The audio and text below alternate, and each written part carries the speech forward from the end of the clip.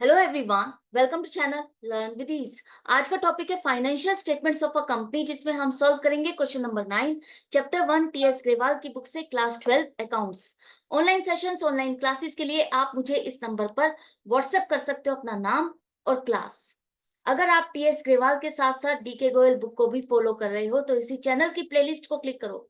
New addition के solutions आपको uploaded मिलेंगे, साथ में ही कम्युनिटी सेक्शन में एमसीक्यूज मिलेंगे क्विज की फॉर्मेट में और एमसीक्यूज के सॉल्यूशन शॉर्ट्स में।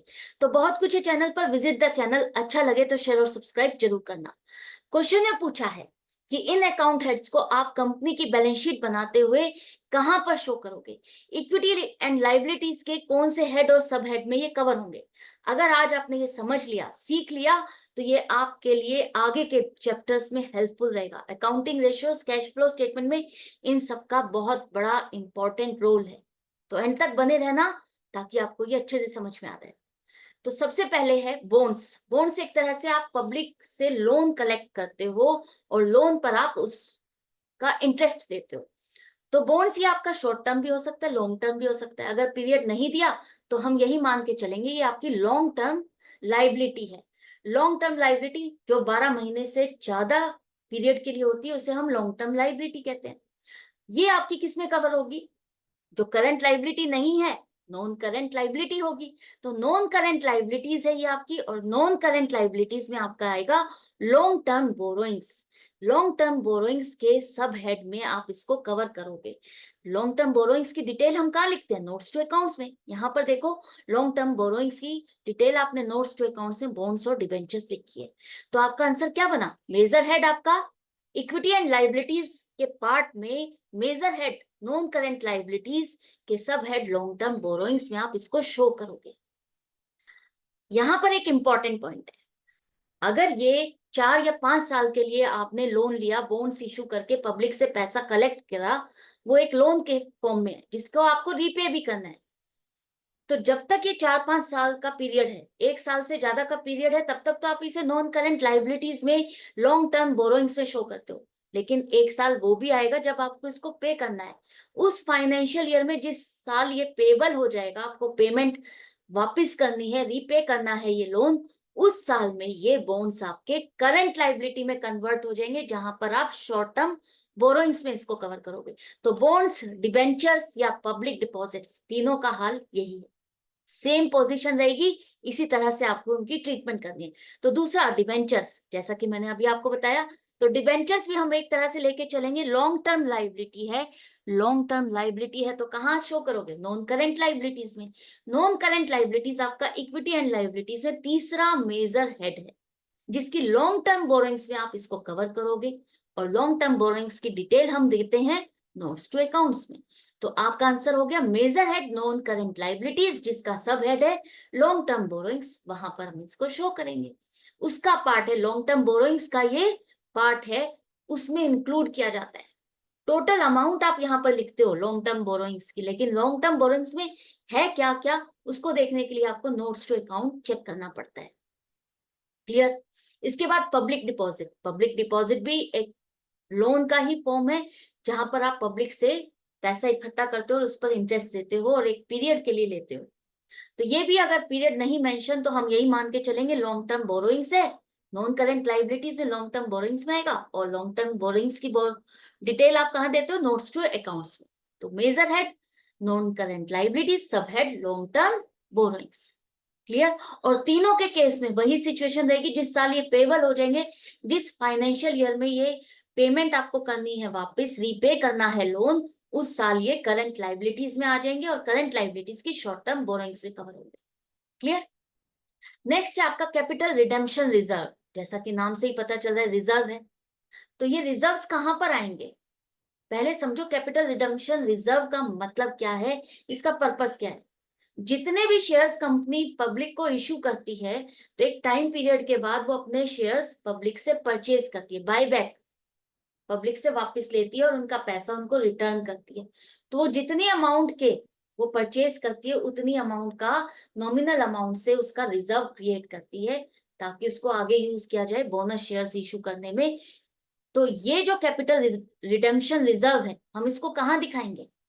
इक्विटी एंड लाइबिलिटीज में share holders fund major head है, जिसका सेकंड सब हेड है रिजर्व्स एंड सरप्लस, उसमें आप इसको कवर करोगे। और रिजर्व्स एंड सरप्लस की डिटेल हम देते हैं नोट्स टू अकाउंट में, जहां पर आपने लिखा कैपिटल रिडक्शन रिजर्व। तो आंसर क्या बना? मेजर हेड है आपका शेयर होल्डर्स फंड, जिसका sub head reserves and surplus है, जिसमें आप इसको कवर करोगे। क्लियर है? अच्छे से समझ में आ गया। नेक्स्ट है forfeited share account. Forfeited share account का मतलब क्या है? जब कंपनी शेयर्स इशू करती है पब्लिक को और उस पर कई इंस्टॉलमेंट्स में पैसा डिमांड करती है। जैसे मान लेते हैं एक शेयर है जिसकी फेस वैल्यू, नॉमिनल वैल्यू उसकी क्या है, 10 रुपए का एक शेयर है। 10 रुपए के एक शेयर को उसने 4 इंस्टॉलमेंट में डिमांड की और किसी इंस्टॉलमेंट पर कोई शेयर होल्डर डिफॉल्ट कर जाता है, पेमेंट नहीं करता, तो उस टाइम पर कंपनी उसके शेयर्स को फोरफीट कर देती है, कैंसिल कर देती है कि अब इसको अलॉटमेंट नहीं की जाएगी। मान लेते हैं 10 रुपए में से 7 रुपए किसी शेयर होल्डर ने पे कर दिए और लास्ट के 3 रुपए की पेमेंट नहीं की, तो कंपनी उसको एक टाइम पीरियड देती है। उस टाइम पीरियड में अगर वो पेमेंट नहीं करता तो उसके शेयर्स को फोरफीट कर देते हैं, कैंसिल कर देते हैं। और अगर उसने 7 रुपए जो दिए हुए हैं वो भी उसको रिफंड नहीं किए जाते और वो पैसा भी कंपनी अपने पास रख लेती है। तो वो फोरफिटेड अमाउंट जो उस शेयर होल्डर से कंपनी ने रिसीव किया, वो एक तरह से उस कंपनी के लिए क्या है, इनकम है। तो वो फॉरफिटेड अमाउंट हम शो करते हैं कहाँ? शेयर होल्डर्स फंड में शेयर कैपिटल जो आप दिखाते हो, और शेयर कैपिटल की डिटेल नोट्स टू अकाउंट में हमारी आती है। तो नोट्स टू अकाउंट में अगर आप एंड में देखोगे तो यहाँ पर फॉरफिटेड शेयर अकाउंट आता है, जो कि आपकी सब्सक्राइब कैपिटल का हिस्सा बनता है कि आपने इतने शेयर्स इशू किए, इतना पैसा मिला और इतने शेयर्स आपने कैंसिल किए जिस पर पैसा आपने फॉरफिट कर लिया। तो ये सब्सक्राइब कैपिटल का ही हिस्सा बनता है, दोनों का टोटल करके आप शेयर कैपिटल में ट्रांसफर करते हो। क्लियर है? जब इश्यू ऑफ शेयर्स आप करोगे तब ये चीजें आपके बहुत काम आने वाली है। नेक्स्ट है आपका, ये आपको समझ में आ गया, share holders fund sub head share capital as a part of subscribe capital आप इसे शो करते हो। सन्ड्री क्रेडिटर्स नई चीज नहीं है ये आपके लिए, आपने प्रोप्राइटरशिप, पार्टनरशिप सब जगह इसको पढ़ा है। तो सन्ड्री क्रेडिटर्स क्या है? हमारी लाइबिलिटी है। लाइबिलिटी किस तरह की?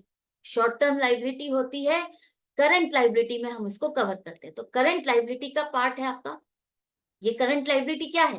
फोर्थ मेजर हेड है आपका, इक्विटी एंड लाइबिलिटीज का फोर्थ मेजर हेड है, जिसमें आप सन्ड्री क्रेडिटर्स को कवर करते हो। लेकिन सन्ड्री क्रेडिटर्स हम अलग से नहीं लिखते। सन्ड्री क्रेडिटर्स आपके कवर होते हैं ट्रेड पेबल्स में। ट्रेड पेबल्स आपका टोटल है सन्ड्री क्रेडिटर्स और बिल्स पेबल का। ट्रेड पेबल्स में कवर होती है दो चीजें, आपके क्रेडिटर्स और बिल्स पेबल, जिसकी डिटेल आप देते हो नोट्स टू अकाउंट में। यहाँ पर देखो ट्रेड पेबल्स आ गए आपके, करंट लाइबिलिटीज का सब हेड आप मान सकते हो इसको, ट्रेड पेबल्स जिसकी डिटेल हमने दी नोट्स टू अकाउंट में।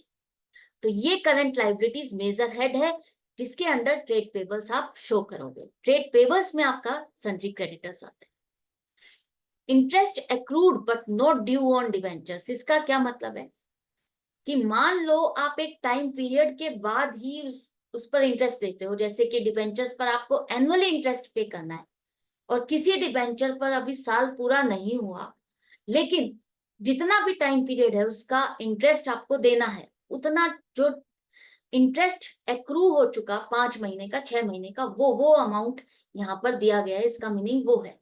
तो वो 5 महीने 6 महीने का इंटरेस्ट जो एक्रू हो चुका है लेकिन ड्यू नहीं है, पेबल नहीं है अभी, उसको हम कहाँ शो करेंगे? वो आपका कवर होगा अदर करंट लाइबिलिटीज में। करंट लाइबिलिटीज के पार्ट अदर करंट लाइबिलिटीज में आप इसको शो करोगे। करंट लाइबिलिटीज मेजर हेड है, जिसके अंडर अदर करंट लाइबिलिटीज में इसको कवर किया जाएगा, जिसकी डिटेल हम नोट्स टू अकाउंट में देते हैं कि अदर करंट लाइबिलिटीज में आपने लिखा क्या क्या है, इसमें ऐड किस किस को किया है, तो वो डिटेल हम नोट्स टू अकाउंट में देते हैं, जिसमें हम interest accrued but not due भी कवर करते हैं। क्लियर है? तो करंट लाइबिलिटीज में अदर करंट लाइबिलिटीज इसको कवर करोगे। इंटरेस्ट पेबल नई चीज नहीं है, कोई भी इंटरेस्ट लाइबिलिटी जो आपको पे करनी है, पेबल हो गई है, ड्यू डेट आ चुकी है, अब आपको इसको पेमेंट करनी है, तो वो क्या है? करंट लाइबिलिटी है। तो करंट लाइबिलिटी में अदर करंट लाइबिलिटीज में आप इसको कवर करोगे, और अदर करंट लाइबिलिटीज आपकी नोट्स टू अकाउंट की डिटेल में आप इसको शो करोगे इंटरेस्ट एक्रूड एंड ड्यू। मतलब इंटरेस्ट एक्रू भी हो चुका है, पेबल भी हो चुका है, और पेमेंट के लिए भी ड्यू हो चुका है। क्लियर? तो ये इंटरेस्ट पेबल आपका आ गया करंट लाइबिलिटीज मेजर हेड, और सब head other current liabilities. I hope इस तरह से अगर आप सीखते रहोगे, मेरे साथ बने रहोगे, तो जो मेजर मेजर हेड्स हैं, मेजर मेजर अकाउंट्स हैं, वो आपको समझ में आ जाएंगे, याद हो जाएंगे कि कहाँ शो करना है। आपको अननेसेसरीली इसको गैस अप करने की जरूरत नहीं है, इसको अननेसेसरीली रटने की जरूरत नहीं है कि हाँ हम इसको रटे, नहीं। आप इसको समझो कि ये क्या चीज है, तो आप अपने आप से इसको शो करोगे, अपने आप से इसको कहाँ शो करना है, कहाँ कवर होगा, आपको अपने आप समझ में आएगा। तो मिलते हैं इसी तरह से प्रैक्टिस के लिए नेक्स्ट वीडियो में नेक्स्ट क्वेश्चन के साथ। Good bye and take care.